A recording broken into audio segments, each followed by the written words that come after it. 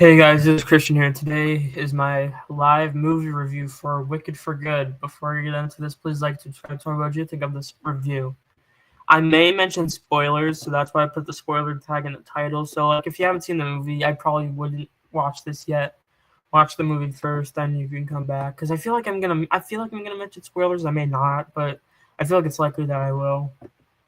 So yeah, this movie is the second half of this Wicked movie duology. Um, Obviously, last year we had Wicked Part One, which opened all of this. Now we have which adapted the first act of the musical, and then we have Wicked for Good, which adapts the second act. Once again, it's directed by John M. Chu, stars Ariana Grande, Cynthia Erivo, Jonathan Bailey, Jeff Goldblum, Michelle Yeoh, Ethan Slater, Marissa Bodie.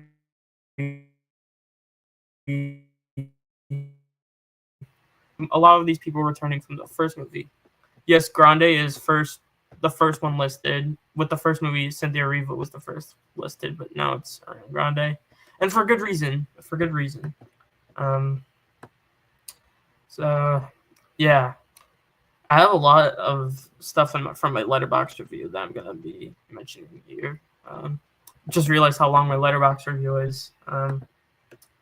So yeah, Wicked for Good, very divisive. Like, I've seen positive reviews, I've seen mixed reviews, I've seen negative reviews for this. The critic scores aren't so hot. Like 58 on Metacritic, 70 on Rotten Tomatoes. Like, these are not great scores compared to the first one that had like 88 on Rotten Tomatoes, 73 on Metacritic. Got 10 Oscar nominations. We'll see how this one does. I'm doing my Oscar predictions tomorrow, so I'm not really gonna touch on my Oscar predictions for this movie too much. Although I do think it's gonna perform way weaker than the first one at the Oscars. That's all I'll say. But yeah, this movie came out, and I was obviously very excited for it. This is one of my most anticipated movies of the year. I loved the first Wicked movie more than I thought I was going to. And I think Act 2 of the musical, it's good. I mean, it's flawed for sure. The pacing's is like really bad. There are like ways that it connects to the Wizard of Oz that are like not really explored. But the songs are very good. So yeah, I was hoping that this movie was gonna be better, and that they were gonna expand more on it. And for the most part, I think my wish was granted. Although this movie's not perfect, I think I like it worse. I think I like it less. I definitely like it less than the first movie. I think for the whole year, I was expecting that because I know Act 2 of Wicked isn't as good as Act 1, so I knew this movie 2 wasn't gonna be as good as movie 1. But for the most part, I will say it delivered for me. Although there are some problems that I have with it. Um, a lot of people are mentioning the pacing. It's kind of a shame that like they couldn't fix the pacing. Well, they kind of did, but like by the end, that's when it starts to feel really rushed. Like after No Good Deed, like everything just happens like right on top of the other, and like there isn't really much space. And I feel like they could have added more space by delving a little bit more into like the Wizard of Oz elements. So yeah, this will be spoiler review. So I'll probably just mention spoilers like casually. Like I won't just have a whole section for spoilers. So like if you haven't seen the movie, don't watch this. So yeah, the Wizard of Oz elements, I feel like they're slightly more present than in the stage show, because in the stage show, like Dorothy isn't even like actually there; she's just a shadow. You never get to see the Scarecrow and the Tin Man together. The lion doesn't speak at all. Here, the lion they get more to do. The lion has a scene earlier in the movie during Elphaba's new song. The Tin Man's arc I thought was really good. But the Scarecrow, like I think the Scarecrow, like they could have like delved like more into how he's reacting to like all the Wizard of Oz events, because like so many questions are raised up when when you see him, knowing who he is. So I feel like they could have answered some of them, but they didn't. But I feel like we can still like speculate like why the Scarecrow accompanied Dorothy to kill Elphaba. Maybe he was just like a spy or something. We obviously don't know for sure, but I feel like that's probably the most likely answer. So yeah, I really wish they delved into the Scarecrow a lot, but I think the Tin Man and the Scarecrow were done justice, and I feel like Dorothy and Toto, like you couldn't have really had much more of Dorothy without taking the story away from Elphaba and Glinda.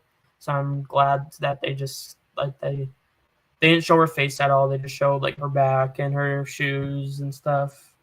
And you slightly hear her at the end of the movie, but yeah, they didn't show her face, which I think was an okay decision. I think it was. I think it worked for the most part.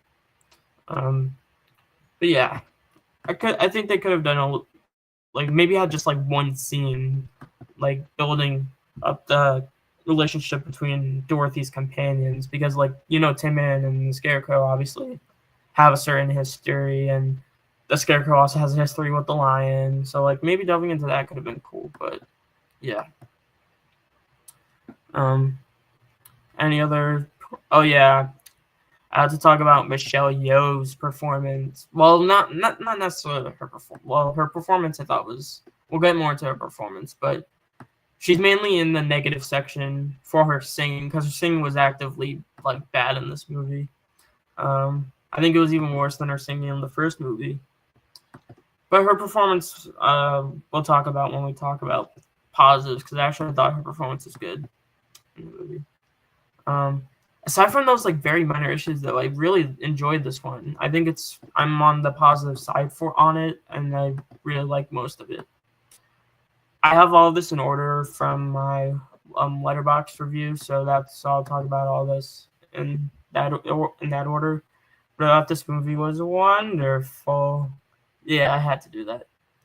So I think the visuals were better than they were in the first movie. I don't think the first movie looked terrible, but there were some like shots where the light was very blinding, and there were some shots where the colors could have been more saturated. But I think in this movie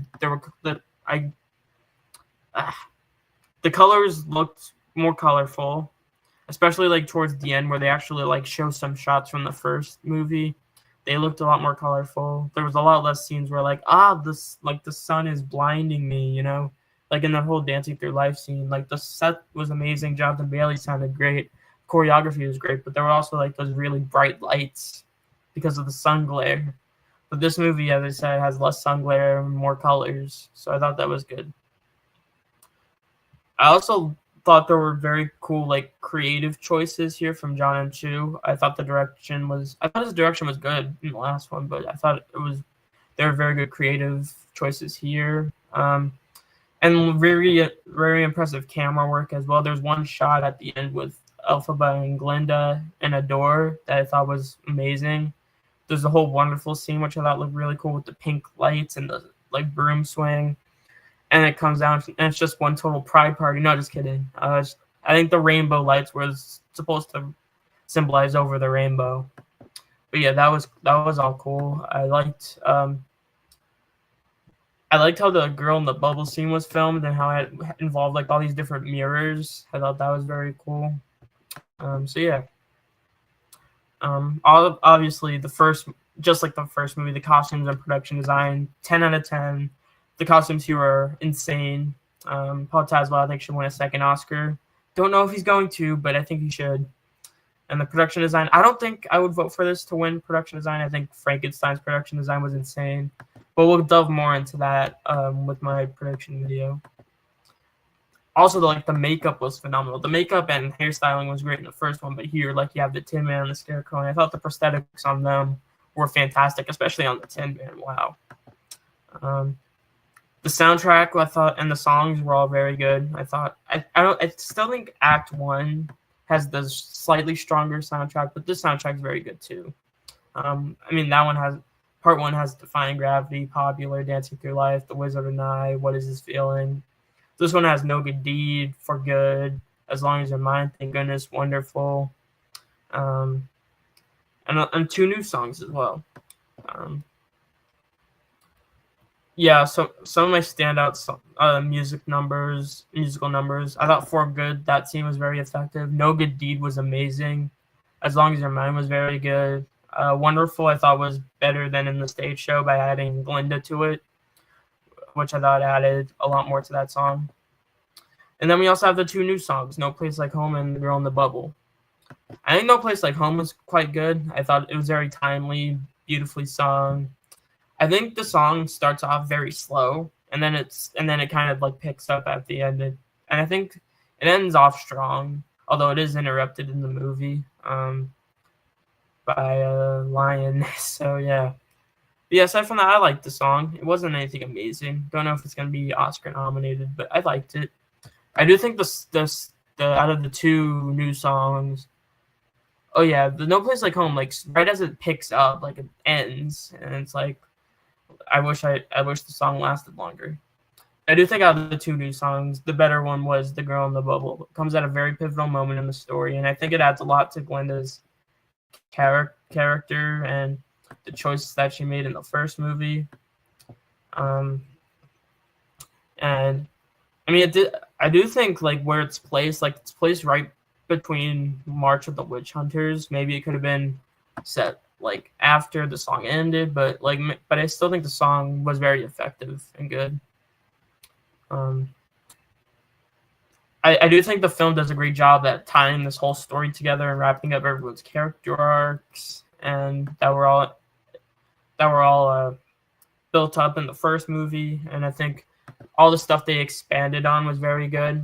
I do think they could have expanded more, as I said, in the third act. But I think all the stuff that they added in was very good. Like the whole beginning was different from the musical, adding Glenda to Wonderful, having more scenes with her and Elphaba. I thought all of that was great. And I especially love that they added more with the animals, because it was a very important plot point in the first movie about the whole animals losing their voices and them like having to flee Oz. And the second act of the musical really doesn't touch on that too much. I mean, they do show Dr. Dilliman, like Elphaba does discover him at the end of Wonderful, but aside from that, like it isn't really mentioned. Although here, like you see the whole scene with the animals in the cages and the monkeys being used as spies, and I thought it was, and the whole obviously the whole No Place Like Home scene with all the animals trying to flee Oz. I thought all of that worked wonders.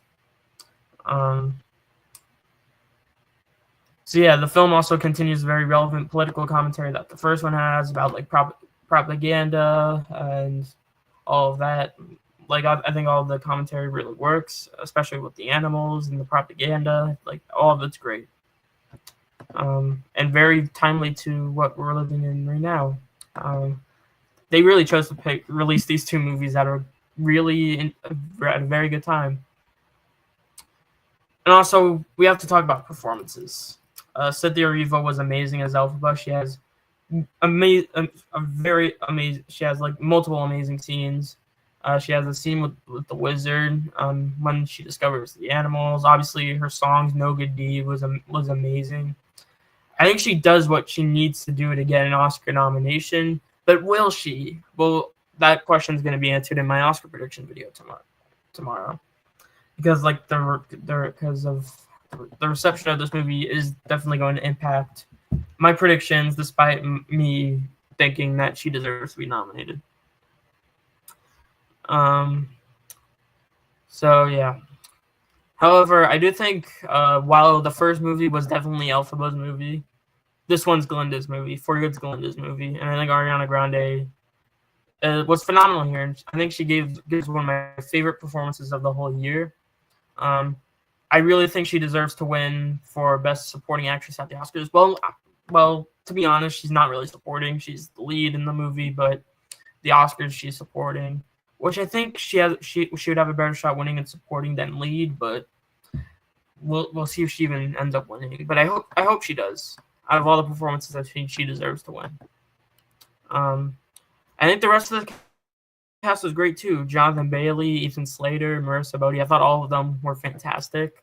And I think Michelle Yeoh was very good, despite her singing being off. And she has one scene with Glenda that I thought she was fantastic in. However, I do think besides Erivo and Grande, like if I had to shout out one performance especially, I think it is Jeff Goldblum as the wizard. I thought it was the first one, but here I think he's way better. I agree with the wonderful scene, tells all the charismatic, funny, suspenseful, and emotional scenes that his character has. And he has one scene at the end where I thought he was just brilliant. I think his singing is a little but aside from that, he's great. Um, for the first movie, I would say like Jonathan Bailey was probably my favorite besides Arriva Grande, but here it was Jeff Goldblum. Ethan Slater was also amazing during the March of the Witch Hunter scene. And Fiyero also has some very good scenes. And his character arc for the movie is very interesting. So yeah, I think overall, Wicked for Good was an excellent movie, and it expands on Act 2 of the musical in most of the best ways possible. Again, I think they could have done a little more towards the end, but aside from that, I thought they did what they needed to do to make this better. Well, I think this movie's not as good as the first one, but I think both this and part one together form probably one of the greatest musical adaptations of the century. Because it is one story. It's not. I don't see this as like a sequel. This is one story. Both this and Wicked for Good and Wicked Part One are one story. I hope they don't make a third one. I heard they're talking about making a new Wicked one movie that wouldn't contain Elphaba or Glinda. I just don't know what new story they would tell. I just really want to I think you should always end when you're on top. You shouldn't just keep going until you run into the ground just so you can make more money. So yeah, that's why I don't think we need another Wicked movie, but we'll see. So just like part one, I gave part one a 9 out of 10 last year. I would also give this one a 9 out of 10.